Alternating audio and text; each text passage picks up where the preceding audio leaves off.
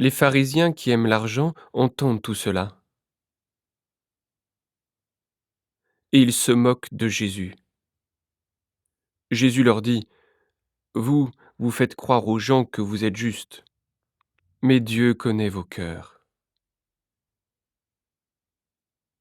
Oui, ce qui paraît important pour les hommes, c'est une chose horrible pour Dieu.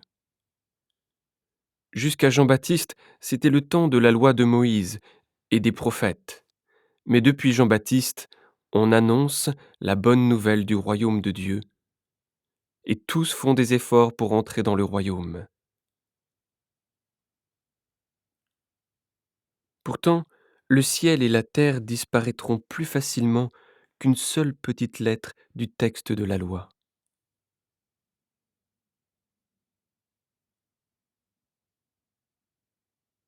Quand un homme renvoie sa femme et se marie avec une autre,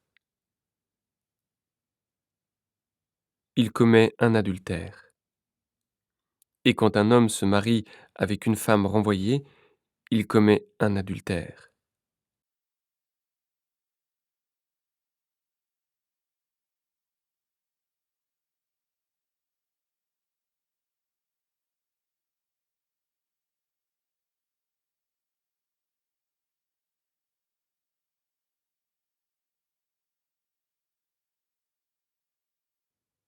Ensuite, Jésus raconte cette histoire.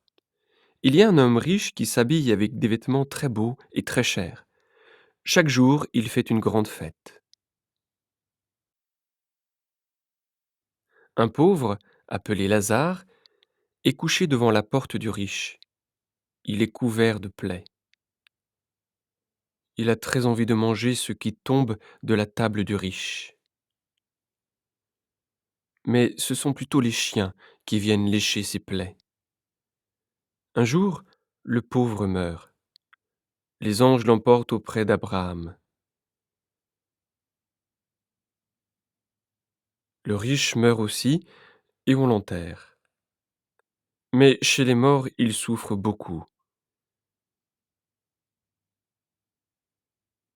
Alors il lève les yeux et de loin il voit Abraham et Lazare à côté de lui. Le riche se met à crier: Abraham, mon père, aie pitié de moi. Envoie Lazare pour qu'il mette le bout de son doigt dans l'eau et il me rafraîchira la langue. En effet, je souffre beaucoup dans ce feu.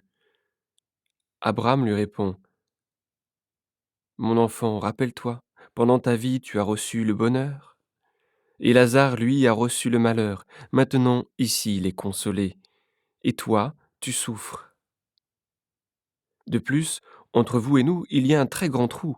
Ainsi, ceux qui veulent aller d'ici chez vous ne peuvent pas le faire, et on ne peut pas non plus traverser le trou pour venir chez nous.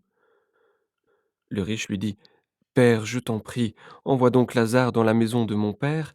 En effet, j'ai 5 frères. Lazare ira les prévenir pour qu'ils ne viennent pas eux aussi dans ce lieu de souffrance.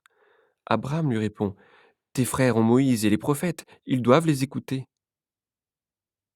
Le riche lui dit: Abraham, mon père, cela ne suffit pas. Si quelqu'un de chez les morts vient les voir, ils changeront leur vie.